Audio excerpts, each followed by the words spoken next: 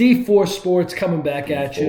D4. D4, it is Season 3, Episode 4, and we are talking hockey today, which is why I am joined. Talking a little puck. I am joined by our great co-host today, Mr. Joseph Hall. Love some good hockey, boys. Yes, sir. And couldn't have a better guest because we have COVID in the home. We don't have it, but we are trying to keep everybody safe, so we're doing a remote, and we get to be in the same room doing it. So just living the quarantine life right now. Here's to that. Stay safe. Keep everyone safe. Here's to more negatives on the test. More negatives, please. But we're talking hockey today. We have the great sport returning once again. We're about, a week and a half, 2 weeks in? Yeah, about 7-8 games, about 2 weeks now. Yeah. Hockey's back. I'm loving it. Watching just about every game I possibly can. You got that nice NHL TV app? NHL TV app. I get it all the games. All the games. What are you paying for that? Too much. Too much. I mean, listen, if it's entertaining, it's right. I mean, I do the Sunday ticket for NFL, so I feel your pain there. But basically, we want to just kind of dive in. We want to just open it up, talk about the way some of these things are getting structured in the league this year, amount of games, playoff structure, and then give you a couple of hard-hitting predictions, a couple of favorites, a couple of disappointing teams, and a couple of teams that might surprise. Yeah, a couple sleepers. So I think it all starts with how the NHL finished last season, going into the bubble for the playoffs, right. And they did the play-in and everything. Mm-hmm.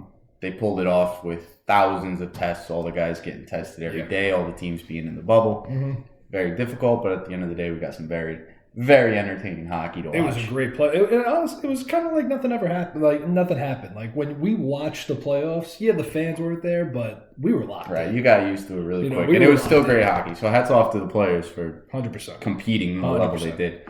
But then you go into this year, and a lot of the feedback from the players was the bubble was pretty tough. I mean. Those guys that went deep in the playoffs were 90 days away from their families, it's crazy. Cut off from everything. I remember seeing those videos. I forget what player it was specifically, but when he came home, like his kids ran out. It was horrible. All the guys going home, the dogs coming out, the kids are coming out, the wives. It wasn't easy on everyone. So hats off to the NHL for trying to make this 56-game season work this year. Yep. We're 2 weeks in, and you're already seeing some teams have some issues with the protocol. As far as COVID goes, Dallas is the big one. Dallas started the season late. Now Florida's in the same boat. Yep. And, some teams are missing guys on the COVID protocol. Right. But at the end of the day, hockey's hockey, and we're still playing. So 100%. It's funny you bring it up. It's like, a couple of guys that we're missing so far, in the season, whether it's due to injury or due to, health-related issues. I mean, we saw Henrik Lundqvist out the season with the heart thing. With the heart thing, completely just shut the door on the Capitals. He announced the surgery was successful, so which is good. Hopefully, Hank isn't done yet. T's and P's to good old Hank. I mean, we got to watch him in New York plenty. But Vladimir Tarasenko's out right now. Nikita Kucherov is supposed to make it back. Yeah, hip surgery. He's supposed to be out for the whole season. I think he'll be back. So. Yeah, it's going to be like a Stamkos situation. Yeah, he'll be the ringer in the playoffs. He'll come in and score 20 goals. Exactly. But it's still hockey. It's still hockey. So we're happy.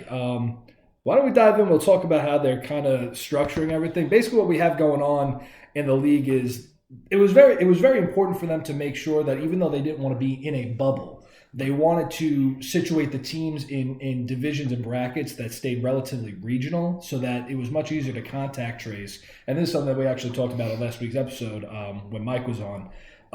Basically, what you're seeing is all the teams are regionally based in their division. So you have teams like the Islanders, the Rangers, the Capitals, the Flyers playing in the Eastern Division. Right. You have in the Central Division teams like the Lightning, which is strange because that's Florida. It's more east. Florida's a little more west than New York. You got to put them in. You got to put them somewhere. The Stars, the Hurricanes, teams like that. Columbus, Nashville, Detroit.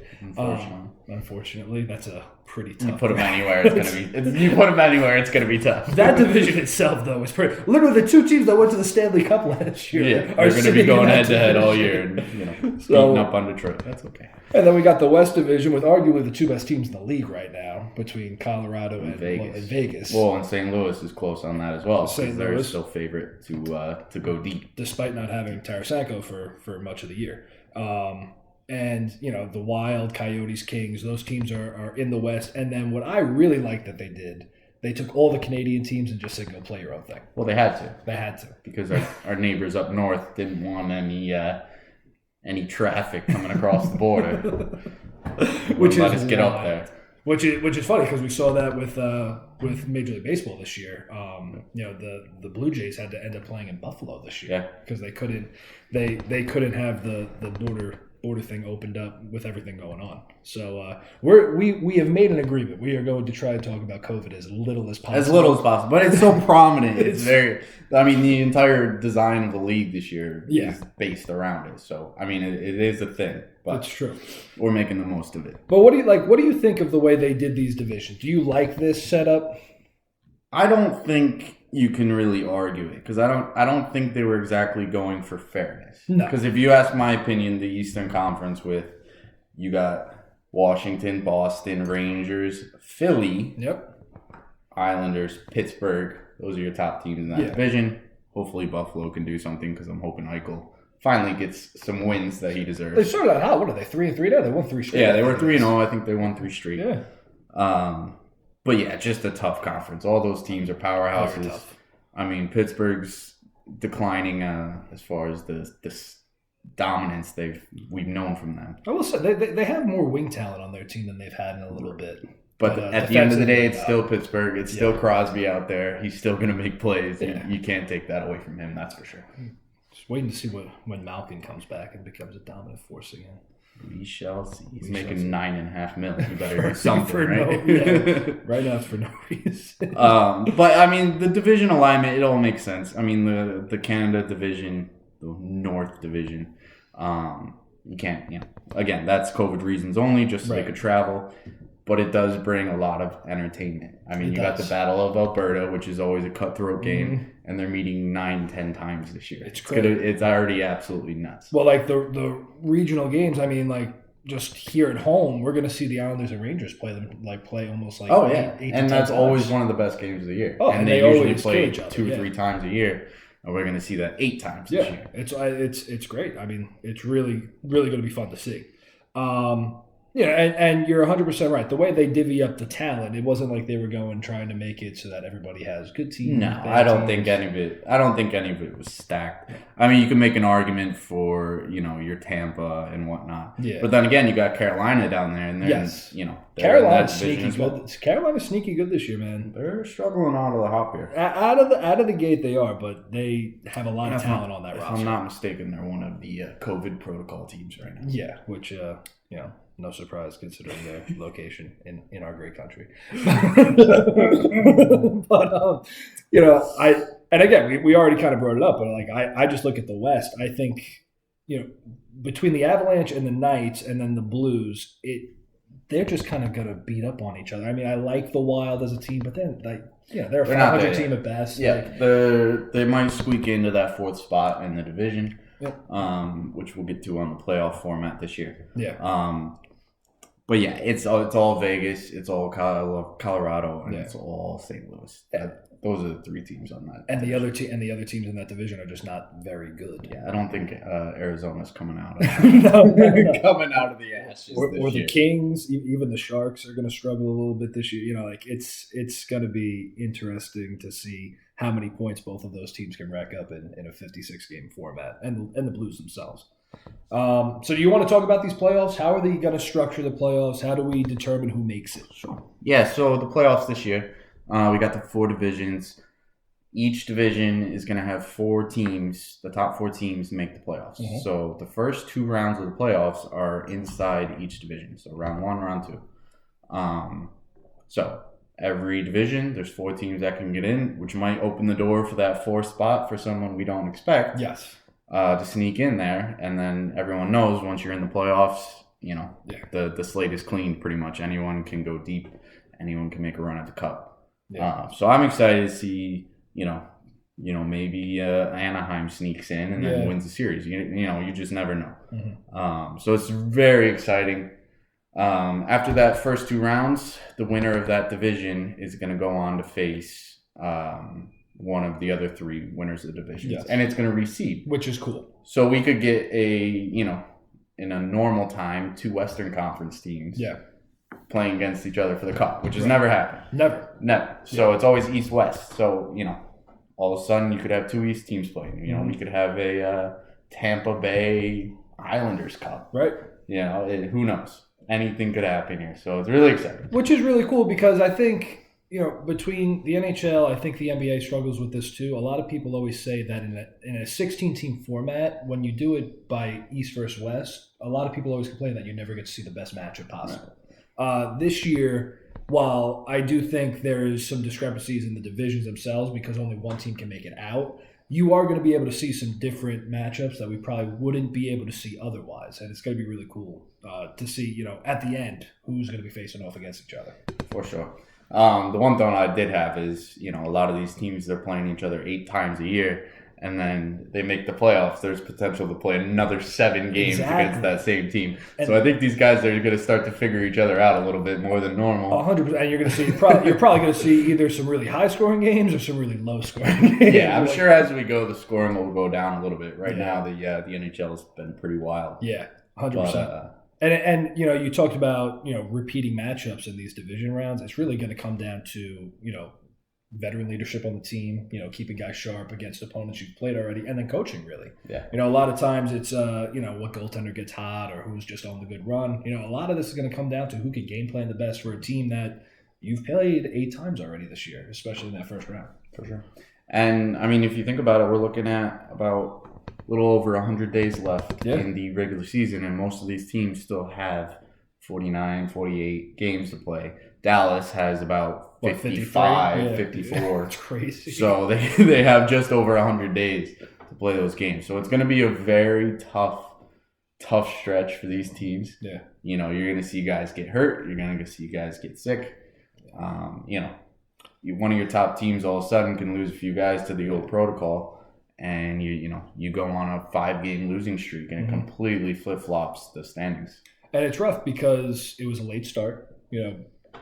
How we ended last year. 6 or 7 day training camp. Exactly. Like, a 6-day training instead of the camp. Usual 2-3 weeks. We're used to this. We're used to preseason and stuff happening around. Which is at least 4 games. Exactly. Yeah. Like October, November, people start getting up to speed, and then we're off. And now it's like January, and it's like, all right, 56 games, you better get them in. These guys are not. They got thrown right into the fire. Right into the fire, and the no training camp, I think, is really gonna hurt. They had one, but in terms of how short it was, how limited it was, people were signing free agents up until like 3 or 4 days before training camp started. It really hit fast and quick here. Yeah, I'm just thinking from the Islanders' perspective, Matt Barzal wasn't re-signed to the roster until a day before camp broke. Yeah, true. a lot of this stuff was up in the air just because of how condensed the schedule became pretty much overnight. And all right, so how about we go through really quick your favorite team for each division? Who do we like? We'll go back and forth. We'll start with the East. Who are you liking coming out of the East this year? Oh, the old East.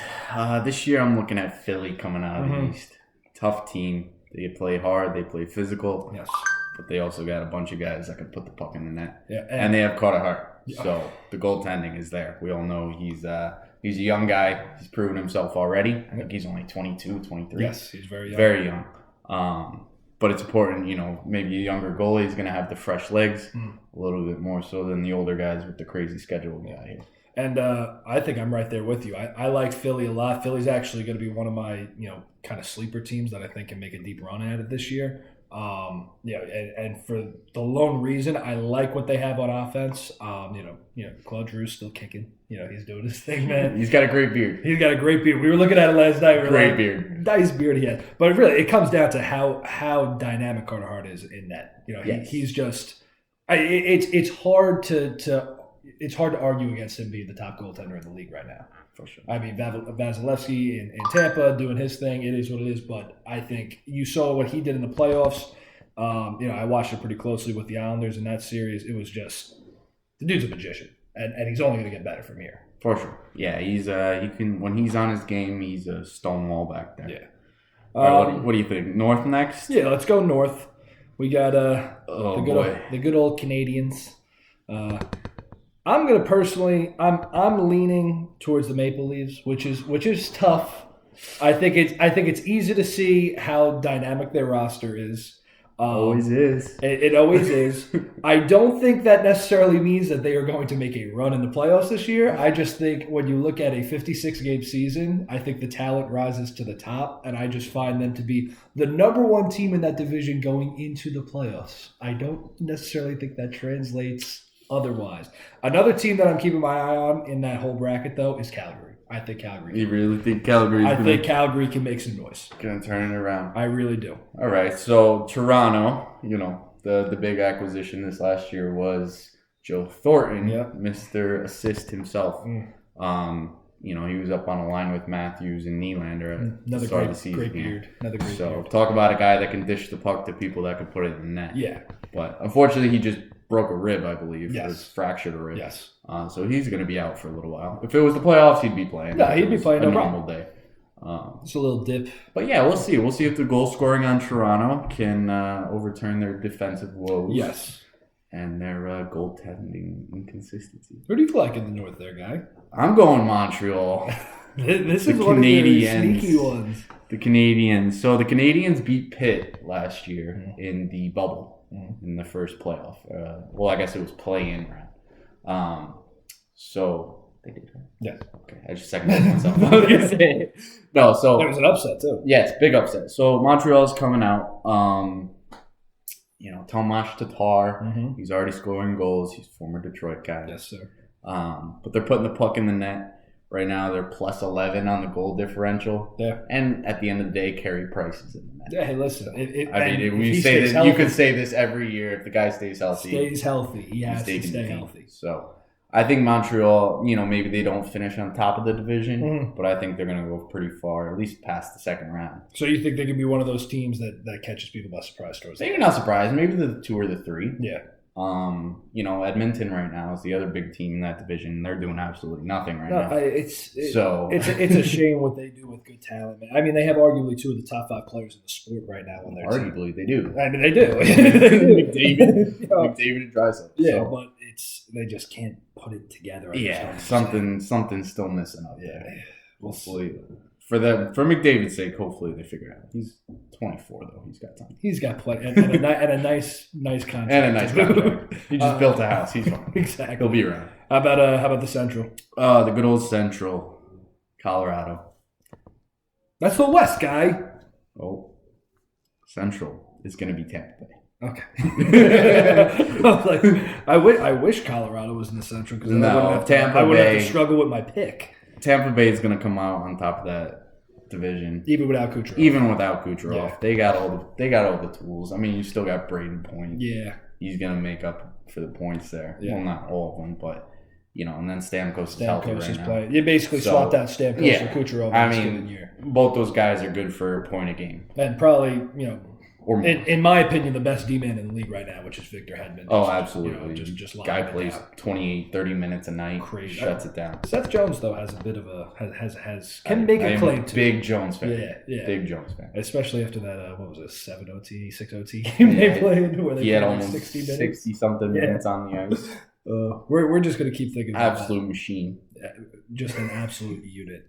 All right, and then in the West, I know. What's your Central? Oh, my Central. I'm sorry. It's hard to go against Tampa. I think Carolina is probably another team that has, and Dallas, if they get things figured out. Dallas has come out guns a-blazes. Their power play has been absolutely. What is it, 7 goals? 7 goals in 2 games on the power play. I think maybe 8. I know Pavelski has 7 points already. That's nuts. He's popping off. So, I mean, the Stars and the Hurricanes can give Tampa a run for their money, but I just think Tampa, regardless of the Kucherov injury, is still probably the deepest roster in the entire league. For sure, they're still in their window. Yeah, they didn't really lose any big guys. Almost all. Tyler Johnson. That's it. Yeah, but they put him on waivers. It wasn't like he wasn't going to be a part of the. They purposely removed him from the equation. Like it's like they were ready to move on. So. And honestly, he wasn't what he was, in the last couple of years. Anyway. No, he's fallen off a little bit. Yeah, so still good. I think Tampa is going to be the team to come out there. Carolina and Dallas, close seconds. All right, and we're on to the West. Spoilers: Colorado. Colorado. Colorado. You got Nathan McKinnon up there. Still got the leadership from Landeskog. Their defense is solid. A couple of young guys bringing it up on the D. And they have plenty of tools around McKinnon to get it done. And it's hard to argue that McKinnon's not the favorite to win the Hart Trophy. 100%. He's just so dynamic in every facet of the game. Yeah, you watch the guy play. He had a play the other night. Absolutely undressed the guy coming down the right side. Gets a shot off. They score on the rebound. Right. But just shows, he takes a pro defenseman and makes him look like a peewee out there, cutting him up.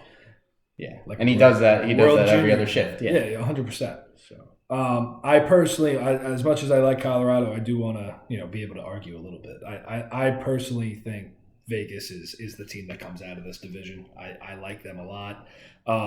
Deep roster. They have Pacioretty. They have Pietrangelo. I think the roster. And Pietrangelo, the addition this year is a big step. Veteran guy, leadership. Yeah, and he's been there before. He's made a deep run before. He's won one, and he puts points up. And the goaltending there is pretty legit with Robin Leonard. And I just good old Flowers. Yeah, good. I just find it hard to imagine that a team that deep. Colorado's very top heavy, and I like their athleticism and their youth, especially centered around McKinnon. I just think Vegas has finished their runs in the past. They've made deep runs. They made it to the final in 2018. I think they're a little bit more equipped to take that extra step this year, personally. Interesting. Yeah, we shall see. We shall see. So let's talk about your surprising team. I mean, we kind of tackled it already. We did a little bit. But we'll talk. And when we say surprising, we're going to preface it by saying a team that's not necessarily on the radar for many casual fans that we think could surprise some people. And you kind of talked about them already. Yes. So mine this year was Montreal. Yes. Like I said, they had that one series win last year. They're already off to a hot start. Mm-hmm. I believe they've won 4 out of 7 already. Yes. And overtime loss maybe. But yeah, it's just they're out. They're coming out hard. Weber's on that team. Mm-hmm. You got the leadership on the back end. The guy's been in the league forever, it seems like, and he's still mean and has a wicked slap shot. Yeah. And then, Price holding it down in the back. So the key for them is going to be if Price can stay healthy, the top guns can stay healthy, and they keep scoring goals. Yeah. You're putting up 4 or 5 goals a night with Price in that. You're not going to lose too much. Absolutely. And I think my surprising team, I mean, some people are hot on them, and we did pick them to win the division. I don't think many people consider Philly to be a team that's going to go all the way this year, though. I like, in terms of just being favored to goaltending in playoff situations, we talked about how good Carter Hart is. They're a team that made a very deep run last year in the bubble, getting themselves all the way to the semifinal, the Eastern Conference semifinals, against the Islanders. Game 7, they stormed back, just a team that gelled together towards the end of that run. I think, they pick up where they left off, goaltending solid. They play physical brand of hockey, but they have guys that can score. I like their power play. I just think they're a team that can put it together. Yeah, hopefully Giroux shows up in the playoff for once. He's the A-Rod of the NHL as far as playoffs goes. He played well in the playoffs last year, though, against the Islanders, I'll say. He played well. How many points did he have? I think he had like 5 or 6 in the series. First time for everything. Yeah, certainly. But I just, I like their roster as a whole. Obviously going to see them play a lot, watching a lot of Islanders games this year. I just find them to be a team that could kind of put it together this year. I think another team that no one really wants to talk about anymore is Boston either, because they haven't made that run. But they're a solid team. For sure. Yeah, Boston, at the end of the day, Boston's Boston. They still got Pasternak, Marchand, and Bergeron. Well, Bergeron is 38 this year. He's getting up there in age, but, he's still a dynamic player, and we've seen that. And Pasternak puts the puck in the net. Marchand, we all know what he does. and Tuukka's still a good goaltender. And Tuukka is he's still good. That's one thing I will say, not to take it back to COVID, but Tuukka got a lot of bad flack for leaving the bubble last year. Which, how can you give anybody you flack for that? You can't. The guy has a newborn daughter. There was an issue. He's got to go. Yeah. In normal circumstances, would he have missed a game and flown right back? Mm-hmm. Probably. Or a couple games he misses and then flies back. But once you left the bubble, you're done. You're done. You can't. The can't protocol take you would have to 2 take weeks. to go back is crazy. You can't. So you can't blame the guy. Family first. It was a very difficult position for all those players. I'm sure there was more stories like that we just didn't hear. 100%. But you can't take it away from Tuca for doing what he did. I think a lot of fans kind of wrote him off. Like, oh, he doesn't care or whatever. Yeah. At the end of the day, family's family. Yeah, and they got McAvoy on the back end there. Long Island boy, baby. Long Island, Long Beach guy, Charlie McAvoy. We love you. Yeah, we love you. Come on the pod sometime. Yeah, we'd love to have you. We'd love to have you. But no, McAvoy, he's 3 years in the league now. Yep. Probably the top defenseman on that team at this point. Well, he is. He learned under Chara and Torrey Krug. Yep. And now both those guys are gone, and the reins have been handed off to him as the top D-man. So it's going to be really fun to see how he responds. I think he just signed a contract. He did. Yeah, he's getting several mil. Yep. So good for him. Good for Way him. to represent Long Island. Give back to the locals. Give back to the locals. Oh, we hope to see you one day in a bar in Long Beach, maybe.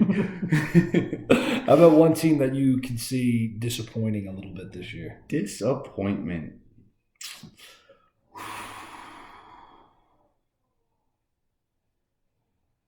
It's hard to pick one because It's already Edmonton. You know, Edmonton is an easy one to go to. But my top one, I think Toronto's going to implode. Yeah. Okay. I think down the stretch of the season here, maybe it's a couple injuries, maybe something happens and that locker room just blows up. Yeah. And all of a sudden, excuse me, they go on a 5-6 game losing streak. That's the crazy thing with the 56 game schedule. Is you go on a bad couple of weeks, all of a sudden, you go from 2 points into the playoffs to 10 points out. It's 8 points out. It's going to be such a crazy swing for these teams that are streaky and not necessarily concrete and can't, turn around a losing streak right away. You lose 4 games straight, guess what? A, you're playing against teams in your own division every single night. Mm-hmm. And B, 56 games. Yeah. There's nowhere to hide. Definitely nowhere to hide. Yeah, they're 100% correct. There's nowhere, especially in that division. Especially in that division, there's a lot of moving pieces. A lot of good teams. I feel like I don't know. Between Edmonton being talented, Calgary kind of on the mend, Montreal's a sneaky team for you. Toronto they should be locked to be in that top 4, but.